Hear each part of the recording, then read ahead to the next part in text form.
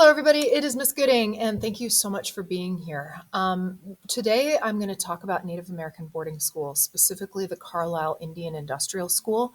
And I want to thank you for being really interested in this subject. And the reason is because it's important to understand the United States government and the relations it had with Native Americans during especially the 19th century.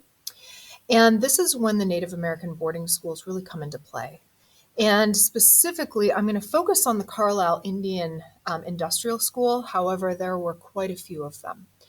And remember also that you and I did not do these horrible things to Native Americans. However, we do have a responsibility to understand the history and to understand our part in it today so that we can become better, more empathetic individuals that can make better decisions in the future. All right, the Carlisle School is located in Carlisle, Pennsylvania. It originally was called the Carlisle Barracks, and the Carlisle Barracks was a training school for the American Cavalry, part of the American Army, and employed after they were done training to fight Native Americans. So kind of ironic, to be honest. There were about 10,000 Native children that attended the school in between 1879 and 1918. And today, this school is occupied by the U.S. Army War College. And this is a picture of it today.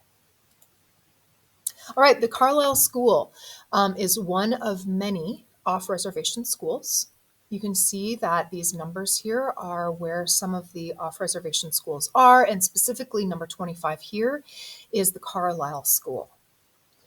There were also mission-based schools that were run by churches, and their main priority was to convert Native Americans to Christianity. And there were over 400 of these on-reservation schools, and they were funded by the U.S. government. Richard Pratt was the founder of the Carlisle Indian School, and he founded it in 1879. He was a Civil War veteran. Interestingly, he served as a captain in the cavalry during the Indian Wars. So another ironic piece of this story. He also supervised the imprisonment of Native Americans during the Indian Wars, and he famously always used the phrase, we needed to save the man but kill the Indian. And so the school that he founded was to do just that, in his view, to kill the Native American by cutting hair, changing language, changing food, changing lifestyle, but to save the man. And so we'll talk more about that in just a second. Here's a map of the Carlisle School. You can see here is the front. Here are the superintendent's quarters, the administration building, offices. Here are where some of the academic buildings were, and the chapel, staff housing over here, a hospital. And then as we kind of go over this way, here are the girls' quarters, the gym, the older boys' quarters, trade shops, etc. And interestingly, off over here is a cemetery, and we will get to that toward the end of this lecture. I'll talk more about that. All right, the Carlisle School, this picture and image is many Sioux Indians attended the Carlisle School. And this picture is of Sioux boys as they arrived at the Indian Training School at Carlisle Barracks. And this picture was taken in October of 1897. Another image of children arriving, or a class photo from 1900, but many school officials would go and recruit kids from tribes. And many of these tribes found that, yes, it was a great opportunity for their youth in order to avoid kind of the hardship of reservation life, but many tribal leaders were very reluctant to send students as well. And there's also a lot of data in history that shows us that many times students were taken against their will as well. They didn't have permission to take them from their parents, and so a lot of these children ended up studying at these boarding schools, and they didn't want to be there, nor did their parents give them permission to leave their tribe to attend these schools. And so that's a really kind of tragic part of the story. All right, interestingly enough, only 158 people graduated from Carlisle. Out of 10,000, you would kind of assume that there would be more, but a lot of these individuals that did graduate became doctors, nurses, teachers, more professionals. But a lot of these Native students did not stay. They ran away, they didn't finish, they didn't meet the expectations. And so that's why you have a number that is as low as 158 out of 10,000. The Carlisle School also was known to have a fantastic football team. This football team, pictured here in 1899, was one of the best in the nation. Kind of, I guess, a bragging right. And also their band was really well known around the world. They traveled around the world and did perform in various places. And this picture was taken in 1901. Here's a picture of an ironing class in 1901. Again, learning to do things the European way, to save the man, but kill the Indian. All right, here is a picture that kind of demonstrates what I've been talking about. But oftentimes at the Carlisle School, these children were subjected to military-style discipline and training. And so they were expected to behave a certain way, dress a certain way, worship a certain way. And if they did something that was not what they were trained to do, oftentimes they were punished, and they oftentimes were punished in some schools in very violent ways.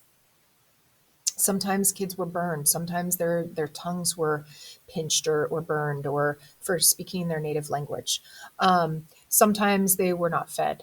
And so students lived in these barracks, but they were forced to discard many of their traditional ways of living. And so they had to discard their native languages in favor of English. They had to discard their traditional dress, their hair, their food, and their religion, as well as many other things. And again, it was to assimilate them, and to assimilate them so that they fit better into the American European culture. Here's an image of a laundry class in 1901. And a teacher here is observing students as they read. Of course, they were reading in English between 1901 and 1903. And here's a graduating class of 1906 from the Carlisle Indian Industrial School. All right, a very sad story. Like I said before, many of these children did not want to go to these boarding schools. Their families did not want them to go to boarding schools, but either the tribes negotiated and forced them to go, or they were taken against their will. And in some cases, some families felt it was best for them. But this is an image of a school called Pine Ridge, and the Pine Ridge School is located, and it's closed since this, but in South Dakota. And this picture was taken in 1891. But you can see the school off in the distance, and the parents and some tribal members traveled with the children and camped outside of the school to be near them. Kind of a heartbreaking story. So back to the Carlisle School Cemetery. The cemetery is still there today, but hundreds of students ran away from the school. You know, they were homesick, they were not treated well, and hundreds of students also died at Carlisle. And they died of things like disease, abuse, neglect, starvation, infection. And, they they were not given the same kind of treatment as they may have been with people that loved them. And so here on this plaque, the Indian Cemetery, buried here are the Indians who died while attending the Carlisle Indian School. The original Indian cemetery was located to the far rear of the grandstand on the Indian field. In 1931, the graves were then transferred to the site. So it sounds like they moved them to a different site. But again, there hasn't been enough attention given to how, number one, these students were treated at these boarding schools, and number two, how many of them died. And that's changing. And that's why we study history, is because we can get better. We can do better in the future. So the ways that things are changing began, in with our government in the United States government in September of 2000. So the Assistant Secretary of Indian Affairs issued an apology in September of 2000 to Native peoples for the experiences of the Native children at boarding schools. And in December 2009, President Obama actually, in a written statement, in a written apology for the treatment of Native children in these boarding schools. Okay, further, very recently, in May of 2022, the Department of the Interior released an investigative report on boarding schools. And by the way, the Department of the Interior is a part of the executive branch under the President of the United States, and the Department of the Interior manages public lands, minerals, national parks, wildlife refugees, and upholds federal trusts and responsibilities to Native tribes.